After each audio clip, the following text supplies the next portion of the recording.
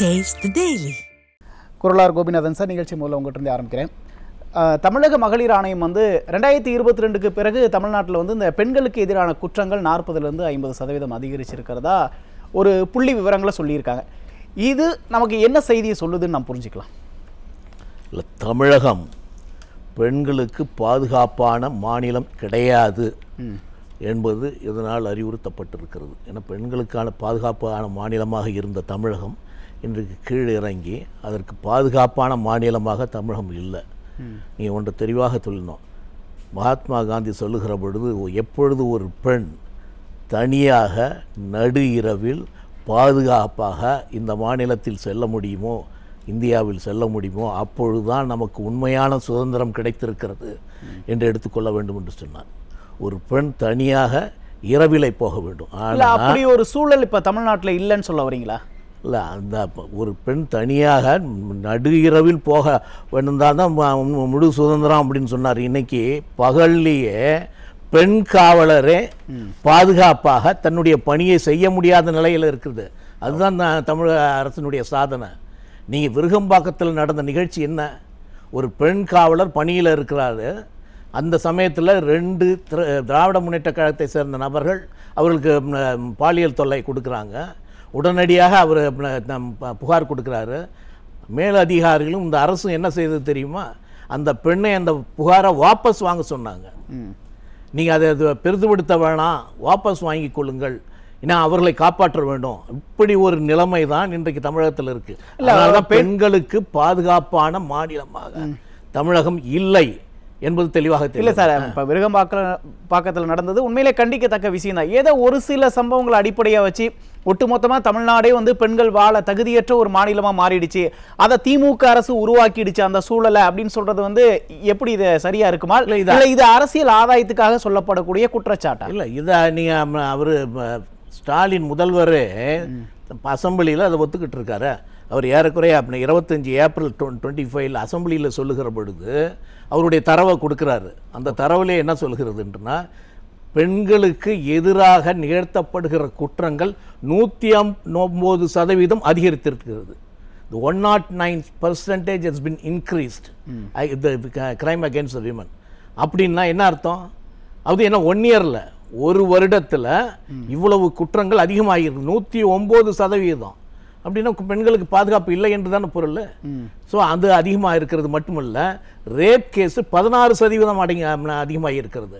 நீங்கள் POCSO case கிட்டத்தட்ட 24% அதிகமாக இருக்கு. ஸோ ஒவ்வொன்றையும் எடுத்து பார்த்தீங்கன்னா ஏறக்குறைய பெண்களுக்கான பாதுகாப்பான மாநிலமாக இது இல்லை என்பது தெளிவாக இல்லை. அதே முதலமைச்சர் தான் சில டைம் சொல்லியிருக்காரு, இந்த பெண்களுக்கு எதிரான குற்றங்கள் நடக்கும் போதெல்லாம் நிறைய முறை முதலமைச்சரே சொல்லியிருக்காரு, இங்கே இப்படியான ஒரு கற்பனை சித்தரிக்கிறாங்க அரசியல் ஆதாயத்துக்காக எதிர்க்கட்சிகள். இங்கே பெண்கள் பாதுகாப்பாக தான் இருக்காங்க, இந்தியாவிலே தமிழ்நாடு தான் பெண்களுக்கு பாதுகாப்பான மாநிலம் அப்படின்னு முதலமைச்சர் பேசுறாரு. வாயால சொல்லுங்க, அதுக்கு டாக்குமெண்ட் இல்லையே. அவர் கொடுத்த டாக்குமெண்ட் தான் நான் சொல்றேன். ஸோ அவர் அசம்பிளியில் கொடுத்த ஆவணத்தின்படி, தரவுகள் படி 109% பெண்களுக்கு எதிரான குற்றங்கள் அதிகரித்திருக்கிறது. அதுக்கு என்ன பதில் சொல்லுவார்? அது இதுவரைக்கும் வாயை திறக்கலையே அதை பற்றி. ஸோ ஒவ்வொரு குற்றமும் நடக்கிற பொழுது அவர்கள் இவர்களை காப்பாற்ற வேண்டும், தங்களை சார்ந்தவர்களை காப்பாற்ற வேண்டும் என்பது தான் அரசினுடைய நோக்கமாக இருக்கிறதே தவிர, பெண்களுக்கு எதிராக நடத்தப்படுகிற குற்றத்தை தடுக்க வேண்டும் என்ற எந்தவித முயற்சியும் இல்லை. அதுதான் உண்மை. இல்லை, இங்கே என்னன்னா, அதுக்கு நான் பல உதாரணங்களை சொல்லுவேன். என்னன்னா, அண்ணா பல்கலைக்கழகத்தில் ஒரு நிகழ்வு நடக்கிறது. ஒரு மாணவி பாலியல் துன்பத்திற்கு ஆளாக்கப்படுகிறாள். அப்பொழுது அப்போ என்ன பண்ணீங்க? சார் என்று அந்த நபரை சொல்கிறார். அந்த ஒரு சார் என்று சொல்கிறார். அந்த சாரை நீங்க கண்டுபிடிப்பதற்கான எந்தவித முயற்சியும் ஏற்படுத்தாம குற்றவாளிகளை நாங்க பிடிச்சிட்டோம் அப்படின்லாம் சொல்றாங்களே. குற்றவாளியை சொன்னாங்க, சரி. அவர் இன்னொரு சார் என்று சொல்கிறார்ல, இந்த குற்றவாளியே இன்னொரு சார் இருக்கிறார் என்று சொல்கிறார்ல, யார் அந்த சார்? அதுதான் நாங்கள் கேட்டோம். அனைத்து இந்த அண்ணா திராவிட முன்னேற்ற கழகத்தின் சார்பாக கேட்டது தான். என்னன்னா, it has been stated in the complaint it self. அந்த பெண் புகார் கொடுத்த பொழுது தெளிவாக சொல்லுகிறாள், அவர்கள் பேசுகிற பொழுது அந்த சாரை கேட்டு சொல்ல வேண்டும், அந்த சாருடன் இதோட இனவாக இருக்க வேண்டும் என்று சொன்னார் என்று அந்த பெண் சொல்லுகிறாள். அப்ப அந்த சார் யாரு? அப்படின்றது தான் நான் கேட்டோம். அதை நீங்கள் கண்டுபிடிக்காம அவசரமாக குற்றப்பத்திரிகையை தாக்கல் செய்து நாங்கள் தண்டனை வாங்கி கொடுத்து விட்டோம். அப்போ என்ன அர்த்தம்னா யாரையும் நீங்கள் காப்பாற்ற முயற்சி செய்தீர்கள், அதான பொருள். அதே போல் நீங்கள் அரக்கோணத்தில் நடந்த நிகழ்வில் தெய்வ செயல் என்று ஒருத்தர் சம்மந்தப்படுகிறார். ஸோ அந்த தெய்வ செயல் மீது அந்த பெண் மாணவி பல குற்றங்களை சொல்கிறாங்க. நீ கடைசி வரைக்கும் அந்த தெய்வ செயல் நீங்கள் கைதே செய்யலையே. நீங்கள் நீதிமன்றத்தில் போய் அவர் ஆன்டிசிபேட்டரி பெயில் கேட்கிற பொழுது அதற்கான எதிர்ப்பு இந்த அரசு தெரிவிக்கவில்லையே. அவர் ஆன்டிசிபேட்டரி வாங்கிட்டு வெளியே போயிட்டார. அப்ப நீங்க யாரை காப்பாத்துகிறீர்கள்? குற்றவாளியை காப்பாத்து. இல்ல, எனக்கு என்ன சந்தேகம்னா, உண்மையிலே இப்ப திமுக அரசு குற்றவாளிகளை காப்பாத்துது, இல்ல திமுக அரசு தான் இந்த பெண்களுக்கு எதிரான குற்றங்களுக்கு அதிகரிக்க காரணம் அப்படின்னு நீங்க குற்றச்சாட்டை முன் வச்சீங்கன்னா, குற்றவாளிகளை பாதுகாக்க வேண்டிய தேவை திமுக அரசுக்கு என்ன இருக்கு? அவங்க திமுக கட்சியை சார்ந்தவர்களாக இருக்கிறார்கள். அதுதான் எங்களுடைய குற்றம். எல்லா பாலியல் குற்றங்களிலுமே திமுக நீங்க அதனாலதான் மக்கள் எப்பொழுதுமே என்னன்னா, திராவிட முன்னேற்ற கழகம் ஆட்சிக்கு வந்தாலே அராஜகம் தலைவிரித்து ஆடும். அதில் குறிப்பாக பெண்களுக்கு பாதுகாப்பு இருக்காது என்கிற நிலைமை இன்றைக்கு இல்லை, அது கடந்த 15 ஆண்டுகளாக இருக்கிறது. ஸோ அப்படி இருக்கிற பொழுது நீங்க பெரும்பான்மையான குற்றத்தை செய்பவர்கள் அவர்கள் தான். நீங்க அவங்க தான் அதில் இன்வால்வ் ஆகிறாங்க. நீங்கள் பெண் காவலர் பாலியல் குற்றத்திலையும் திமுக தான் இன்வால்வ் ஆகிட்டு இருக்கு. நீங்கள் இதில் அண்ணா பல்கலைக்கழகத்தில் நடந்த குற்றங்கள்லையும் திமுக தான் இன்வால்வ் ஆகிருக்கு. அதே போல் அரக்கோணத்தில் நடந்ததுலையும் திமுக தான் இன்வால்வ் ஆகிருக்கு. பல குற்றங்கள் அவங்க தான் இன்வால்வ் ஆகியிருக்காங்க. பட் இவைகள் மட்டுமே காரணம்னு நான் சொல்ல மாட்டேன். என்னென்னா இதற்கு மேற்படி காரணம் என்ன என்று சொன்னால் போதை பொருள். ஓகே, நீங்கள் உலகத்தில் அமெரிக்காவில் ஒரு பெரிய ரிசர்ச் பண்ணாங்க. பெண்ணுக்கு எதிராக நடத்தப்பட்ட குற்றங்கள், பாலியல் குற்றங்கள் எதனால் அதிகமாக நடைபெறுகிறது என்று சொன்னால் போதையில் because of the consumption of drugs and liquor. So இவைகளால் தான் அதிகமான குற்றங்கள் ஏற்படுகிறது அப்படின்னு சொல்றாங்க.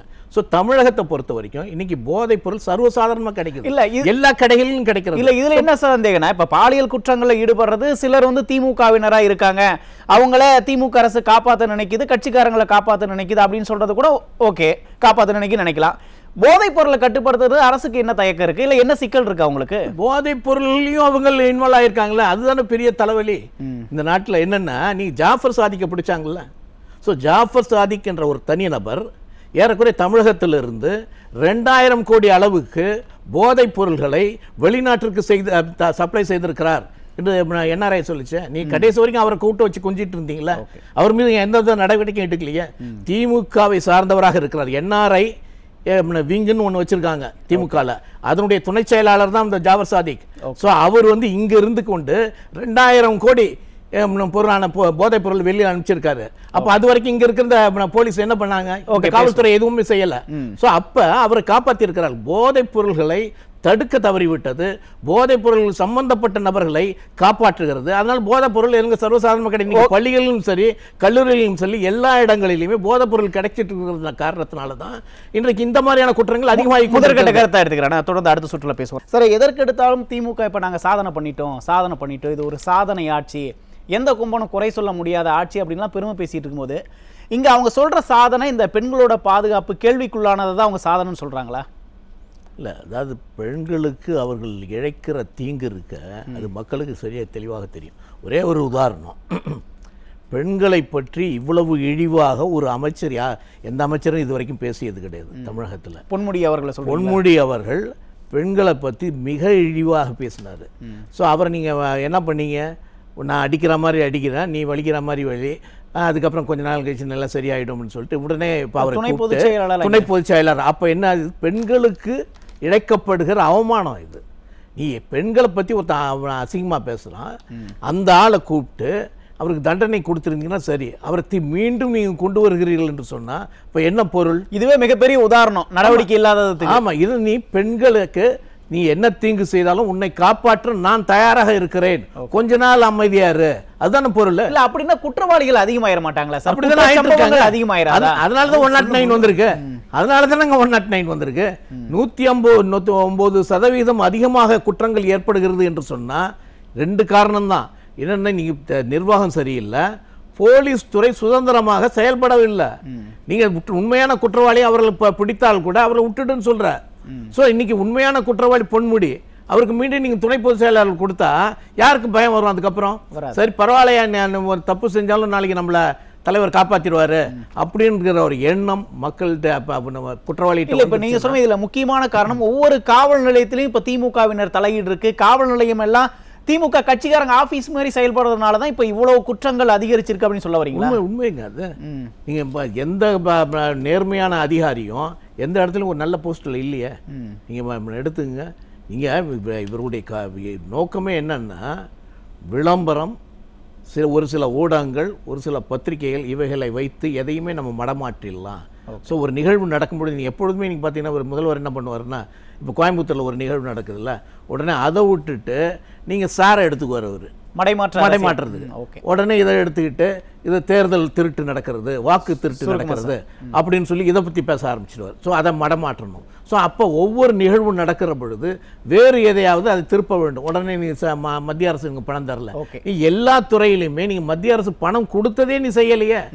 நீ பணம் ஆர்டிஇல ரைட் டு எஜுகேஷன் இருக்கு, அதுல 550 கோடி கொடுத்தோம், அதை நீ மக்களுக்கு கொடுக்கலையே. அப்ப சந்தேகங்கள் இருக்கு. சந்தேகங்கள் உண்மை மக்களுக்கு தெரிய ஆரம்பித்து விட்டது. மக்கள் முதல் இப்ப ஊடகங்களை பத்திரிகைகள் மட்டும் நம்பி இல்ல, இப்ப சோசியல் மீடியா வந்துருச்சு, எல்லாருக்கும் எல்லா உண்மைகளையும் அதை சொல்ல ஆரம்பித்து விட்டது. அதனால மக்களுக்கு தெரியும் 2026ல இதற்கான தக்க பதில் நிச்சயமாக கொடுக்கப்படும். பொறுத்து வந்து பார்ப்போம். நன்றி.